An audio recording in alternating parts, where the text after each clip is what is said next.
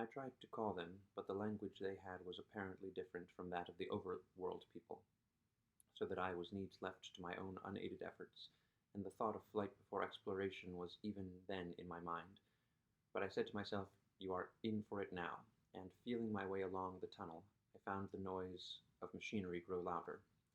Presently the walls fell away from me, and I came to a large open space, and striking another match, saw that I had entered a vast arched cavern, which stretched into utter darkness beyond the range of my light. The view I had of it was as much as one could see in the burning of a match. Necessarily my memory is vague. Great shapes like big machines rose out of the dimness and cast grotesque black shadows in which dim spectral Morlocks sheltered from the glare. The place, by the by, was very stuffy and oppressive, and the faint halitus of freshly shed blood was in the air. Some way down the central vista was a little table of white metal laid with what seemed a meal. The Morlocks, at any rate, were carnivorous. Even at the time I remember wondering what large animal could have survived to furnish the red joint I saw.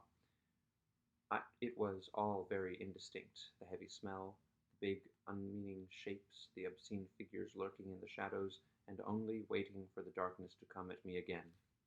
Then the match burned down and stung my fingers, and fell, a wriggling red spot in the blackness. I have thought since how particularly ill-equipped I was for such an experience. When I had started with the time machine, I had started with the absurd assumption that the men of the future would certainly be infinitely ahead of ourselves in all their appliances. I had come without arms, without medicine, without anything to smoke. At times I missed tobacco frightfully, even without enough matches.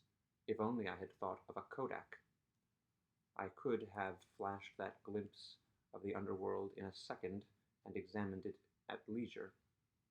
But as it was, I stood there with only the weapons and the powers that nature had endowed me with, hands, feet, and teeth, these and 4 safety matches that still remained to me. I was afraid to push my way in among all this machinery in the dark, and it was only with my last glimpse of light I discovered that my store of matches had run low. It had never occurred to me until that moment that there was any need to economize them, and I had wasted almost half the box in astonishing the upper-worlders, to whom fire was a novelty. Now, as I say, I had 4 left, and while I stood in the dark, a hand touched mine. Lank fingers came feeling over my face, and I was sensible of a peculiar unpleasant odor. I fancied I heard the breathing of a crowd of these dreadful little beings about me. I felt the box of matches in my hand being gently disengaged, and other hands behind me plucking at my clothing. The sense of these unseen creatures examining me was indescribably unpleasant. The sudden realization of my ignorance of their ways of thinking and doing came home to me very vividly in the darkness. I shouted at them as loudly as I could. They started away, and then I could feel them approaching me again. They clutched at me more boldly, whispering odd sounds to each other. I shivered violently and shouted again, rather discordantly. This time they were not so seriously alarmed, and they made a queer laughing noise as they came back at me. I will confess I was horribly frightened. I determined to stroke another match and escape under the protection of its glare.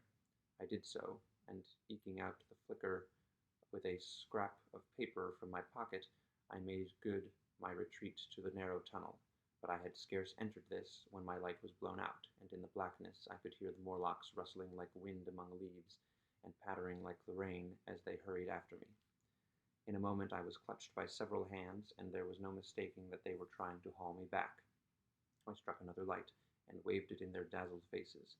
You can scarce imagine how nauseatingly inhuman they looked, those pale, chinless faces and great, lidless, pinkish-gray eyes, as they stared in their blindness and bewilderment. But I did not stay to look, I promise you. I retreated again, and when my second match had ended, I struck my third. It had almost burned through when I reached the opening to the shaft. I lay down on the edge for the throb of the great pump below made me giddy. Then I felt sideways for the projecting hooks, and as I did so, my feet were grasped from behind, and I was violently tugged backward. I lit my last match, and it incontinently went out, but I had my hand on the climbing bars now, and kicking violently, I disengaged myself from the clutches of the Morlocks, and was speedily clambering up the shaft while they stayed peering and blinking up at me, all but one little wretch who followed me for some way and well nigh secured my boot as a trophy. That climb seemed interminable to me. With the last 20 or 30 feet of it, a deadly nausea came upon me. I had the greatest difficulty in keeping my hold. The last few yards was a frightful struggle against this faintness. Several times my head swam, and I felt all the sensations of falling. At last, however, I got over the well mouth somehow and staggered out of the ruin into the blinding sunlight. I fell upon my face. Even the soil smelt sweet and clean. Then I remember Weena kissing my hands and ears, and the voices of others among the Eloi. Then, for a time, I was insensible.